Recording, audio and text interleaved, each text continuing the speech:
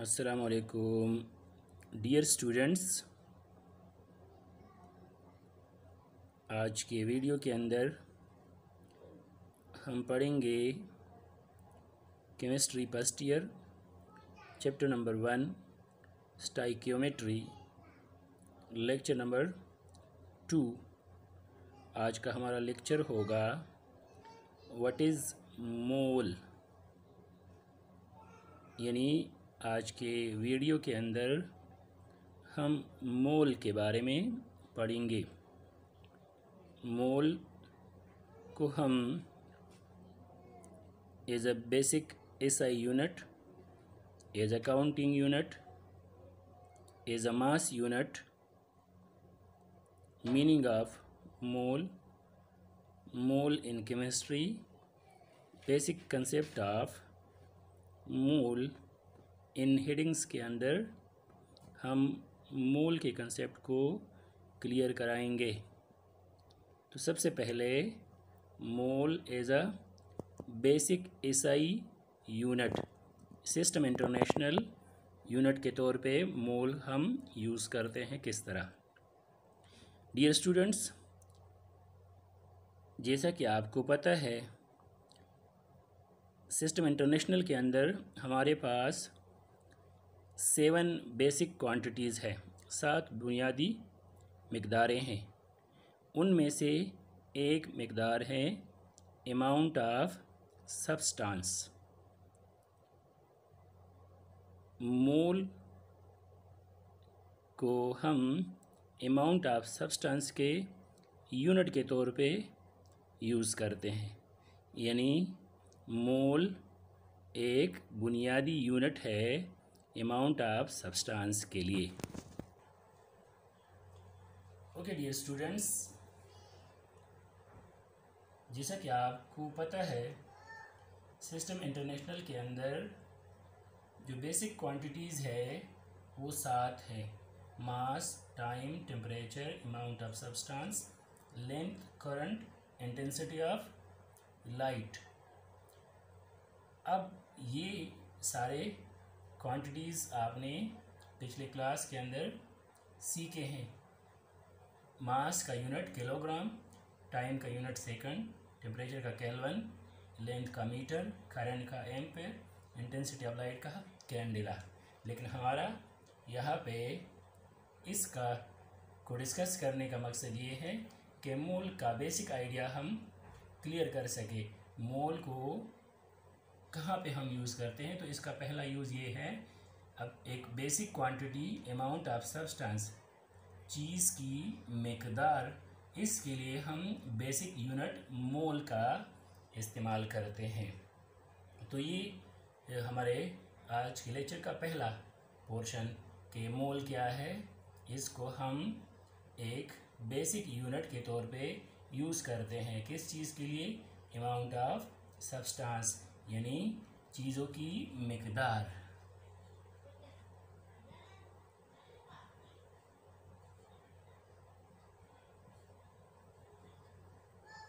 Amount of substance का मतलब क्या है?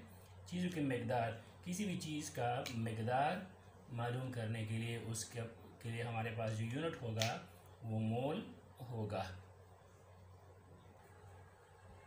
ओके डियर्स, तो अब हम मोल के दूसरे फीचर की तरफ बढ़ते हैं, mole as a counting unit. तो काउंटिंग यूनिट के तौर पे हम मोल को किस तरह यूज़ करते हैं, तो इसके लिए हमने ये एग्जांपल लिया है। जब हम चीज़ों को काउंट करते हैं और जब चीज़ें ज़्यादा होती है तो हम अपनी आसानी के लिए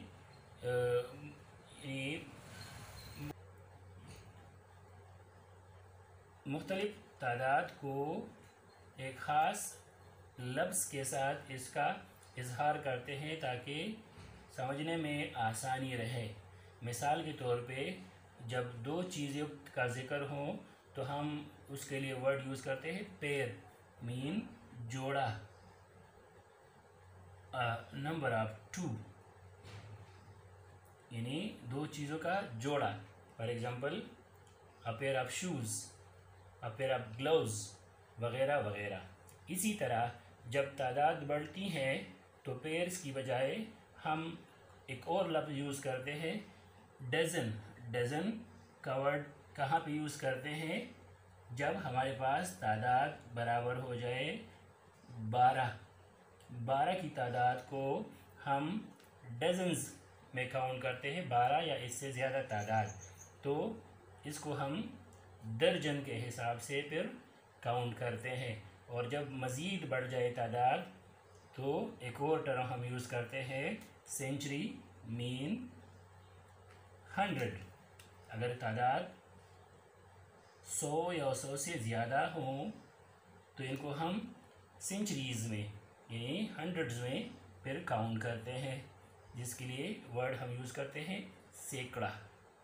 इसी तरह अगर हमारे पास तादाद बढ़ जाए और 12 डज़न के बराबर हो जाए, मीन 12 इंटू 12 144, तो इसके लिए फिर हम वर्ड यूज़ करते हैं ग्रॉस। इसी तरह जब हमारे पास तादाद और बढ़ जाए और ये हज़ारों में हो जाए तो 1000 के लिए हम टर्म यूज़ करते हैं किलो। मिसाल के तौर पे अगर मीटर की तादाद हमारे पास 1000 हो जाए तो इसको हम किलोमीटर, इसी तरह ग्राम की तादाद 1000 हो जाए तो इसके लिए किलोग्राम का वर्ड यूज़ करते हैं।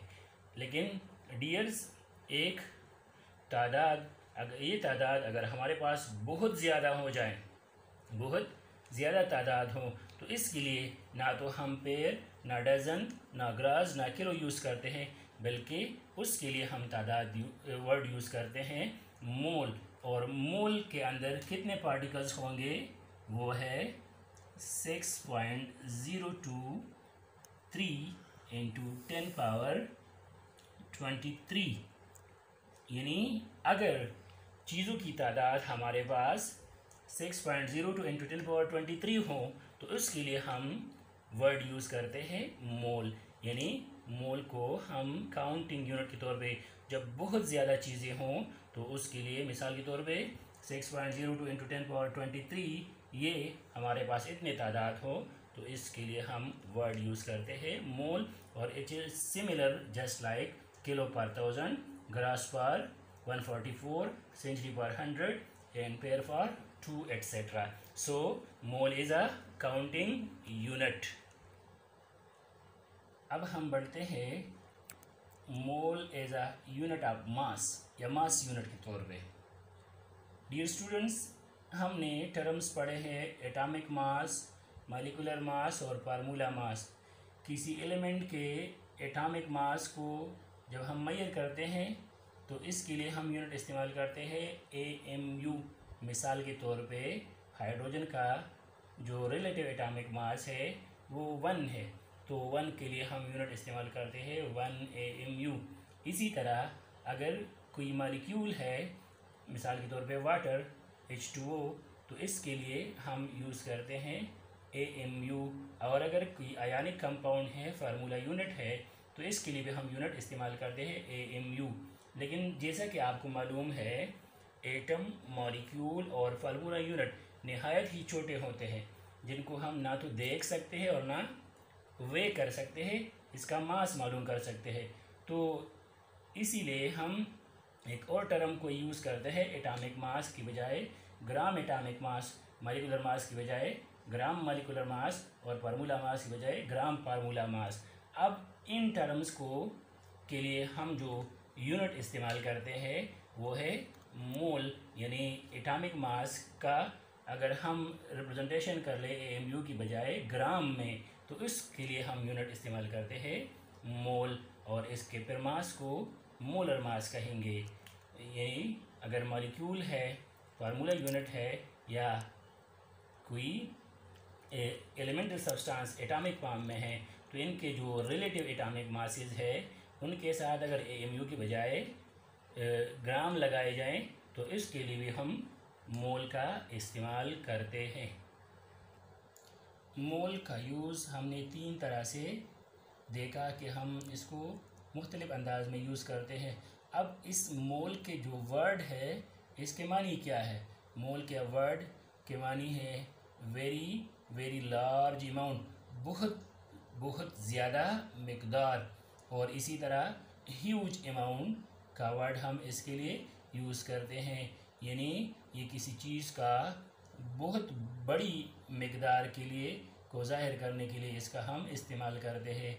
ये मोल के मानी बनते हैं, very huge amount, very very large amount. Okay dears, mole का मुख्तलिफ यूज़ेस के बाद अब हम मोल का कंसेप्ट क्लियर कराना चाहते हैं। मोल की डिफिनीशन से स्टार्ट करते हैं। Mole is gram atomic mass, gram formula mass and gram molecular mass of anything is called mole. यानी अगर हम atomic mass of element, formula mass of ionic compound या फार्मूला यूनिट और मॉलिक्यूलर मास ऑफ मॉलिक्यूल को हम ग्रामों में ज़ाहिर कर ले तो इसको हम एक मोल कहते हैं। इसी तरह काउंटिंग यूनिट के तौर पे हम मोल को डिफाइन कर सकते हैं 6.023 × 10⁻23 particles of any substance of anything is called mole. यानी मोल को हम दो तरह से डिफाइन कर रहे हैं, एटॉमिक मास, मॉलिक्यूलर मास और फार्मूला मास को जब हम ग्रामों में ज़ाहिर कर ले तो इसको हम मोल कहते हैं। इसी तरह किसी सब्सटेंस के हमारे पास इतने number of particles, atoms, ions या मॉलिक्यूल्स या कोई भी चीज़ें हों, इनकी तादाद इतनी हो जाए कि 6.023 ज़रब 10 की ताकत 23 उनकी तादाद बन जाए तो ये भी एक मोल कहलाता है।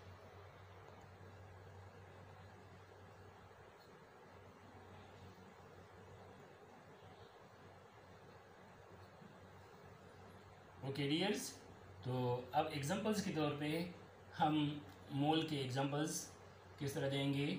1 gram of hydrogen atom that is equal to 1 mole of hydrogen atom.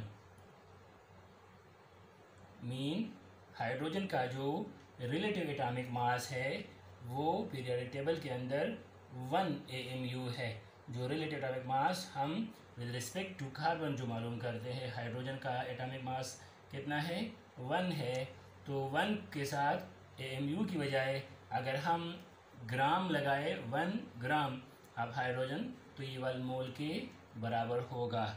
हाँ, अब इस 1 मोल के अंदर कितने पार्टिकल्स होंगे, तो 1 ग्राम हाइड्रोजन एटम कितने होंगे, वो 6.023 × 10⁻23 हाइड्रोजन एटम्स होंगे दोनों डिफिनीशंस के मुताबिक। यानी 1 ग्राम एटॉमिक मास ऑफ हाइड्रोजन ये 1 मोल के बराबर है। लेकिन हमने अभी डिफिनीशन के अंदर ये भी सीखा कि 1 मोल के अंदर इतने पार्टिकल्स भी होंगे, तो 1 ग्राम हाइड्रोजन के अंदर इतने हाइड्रोजन एटम्स होंगे। अब हम मॉलिक्यूलर मास की तरफ बढ़ते हैं। हाइड्रोजन मॉलिक्यूल अगर हम ले लें, hydrogen molecule 2 gram hydrogen molecule, यानी हाइड्रोजन का एटॉमिक मास 1 है और जब 2 हाइड्रोजन मिलते हैं H2 मॉलिक्यूल बनाते हैं तो इनका जो रिलेटिव एटॉमिक मास है वो 2 AMU है। अगर इसी को हम ग्रामों में ज़ाहिर कर ले तो 2 ग्राम बनते हैं। तो 2 ग्राम हाइड्रोजन, अब यहाँ पे एटम की बजाय मॉलिक्यूल ये बराबर होंगे 1 मोल के। और अब इसी अमाउंट के अंदर 2 ग्राम हाइड्रोजन के अंदर कितने पार्टिकल्स होंगे, तो 2 ग्राम हाइड्रोजन मॉलिक्यूल्स ये बराबर होंगे 6.023 × 10⁻23 और यहाँ पे अब वर्ड होगा मॉलिक्यूल्स। यानी यहाँ पे अब इस कंफ्यूजन को तरह हम क्लियर कराना चाहते हैं। 1 ग्राम हाइड्रोजन के अंदर भी 6.02 × 10⁻23 और 2 ग्राम हाइड्रोजन के अंदर भी इतने पार्टिकल्स है। इसका क्या मतलब है, देखिए डियर्स, जिस तरह हम पढ़ते हैं कि अगर हमारे पास 1 दर्जन चीज़ें हैं तो इसका मतलब होता है 12। अगर चीज़ें छोटी हों या बड़ी हों इससे हमारा कोई सरोकार नहीं। छोटी चीज़ें मास कम होगी लेकिन तादाद अगर 12 है तो 1 डजन होगा और इसी तरह बड़ी चीज़ें हैं उसकी तादाद 12 है, मास ज़्यादा होगा लेकिन फिर भी हमारे पास तादाद 12 है तो 1 दर्जन कहलाएगी। तो यहाँ पे भी वो कंसेप्ट है, यानी 1 मोल के अंदर 1 ग्राम हाइड्रोजन एटम है, अगर एटॉमिक फॉर्म में है तो इतने हाइड्रोजन एटम्स होंगे, और जब 1 मोल हाइड्रोजन का मॉलिक्यूलर फॉर्म में है तो 2 ग्राम हाइड्रोजन एक मॉलिक्यूल 1 मोल के बराबर होगा और इसके अंदर भी इतने पार्टिकल्स होंगे। अब हम बढ़ते हैं एक और एग्जांपल की तरफ।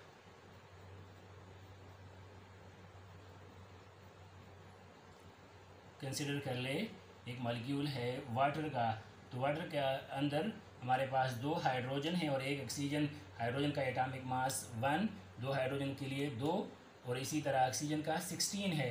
तो हाइड्रोजन का जो वाटर का मॉलिक्यूलर मास बनता है वो है 18 AMU। इसी 18 AMU की बजाय अगर हम 18 के साथ ग्राम लगाएं तो 18 ग्राम वाटर ये बराबर हो जाएंगे 1 मोल वाटर के, और इसी 1 मोल वाटर के अंदर 6.023 × 10⁻23 वाटर के मॉलिक्यूल्स होंगे। यानी 1 मोल वाटर क्या है, इसी वाटर का जो मोल रिलेटिव मॉलिक्यूलर मास है 18 AMU, इसका हम रिप्रेजेंट कर ले इस चीज़ में ग्राम में, तो ये 1 मोल बन जाएगा और इस मोल के अंदर 6.02 × 10⁻23 मॉलिक्यूल्स होंगे। अब बढ़ते हैं एक और एग्जांपल की तरफ। आयनिक कंपाउंड को ले ले, 1 मोल सोडियम क्लोराइड NaCl। सोडियम का रिलेटिव एटॉमिक मास है 23 AMU और क्लोरीन का 35.5। जब दोनों को मिलाते हैं तो हमारे पास सोडियम क्लोराइड का जो रिलेटिव फार्मूला मास है वो है 58.5 AMU। अगर इसी को हम ग्रामों में रिप्रेजेंट कर ले तो 58.5 ग्राम सोडियम क्लोराइड ये हमारे पास हो जाएगा 1 मोल सोडियम क्लोराइड। अब इसी 1 मोल सोडियम क्लोराइड के अंदर पार्टिकल्स कितने होंगे, तो 1 मोल 58.5 ग्राम सोडियम क्लोराइड के अंदर पार्टिकल्स होंगे कितने, 6.023 × 10⁻23। अब यहाँ पे वर्ड हम यूज़ करेंगे फार्मूला यूनिट्स, यानी किसी भी सब्सटेंस का अगर हमारे पास 1 मोल है तो इनमें पार्टिकल्स की तादाद 6.023 × 10⁻23 होगी। हाँ वो एलिमेंटल सब्सटेंस है तो उनके एटम्स 1 मोल में इतने होंगे, अगर वो मॉलिक्यूलर सब्सटेंस है तो मॉलिक्यूल्स होंगे, और अगर कोई कंपाउंड है और वो आयनिक कंपाउंड है तो इनके अंदर फार्मूला यूनिट्स होंगे जो किसी भी आयनिक कंपाउंड का बेसिक यूनिट है। ये बराबर होगा ये 1 मोल यानी 6.023 × 10⁻23 की जो पार्टिकल्स है ये उस सब्सटेंस के जो ग्राम एटॉमिक मास या ग्राम फार्मूला मास या ग्राम मॉलिक्यूलर मास है उसके भी बराबर होगा। डियर्स ये हो गया मोल के बारे में थोड़ा सा इंट्रोडक्शन। उम्मीद है आपको मोल के बारे में आइडिया हो गया होगा। अगर किसी के जहन में कोई क्वेश्चन है तो आप कमेंट सेक्शन में क्वेश्चन कर सकते हैं। और thank you for watching the video. मज़ीद वीडियो के लिए हमारा चैनल सब्सक्राइब करें।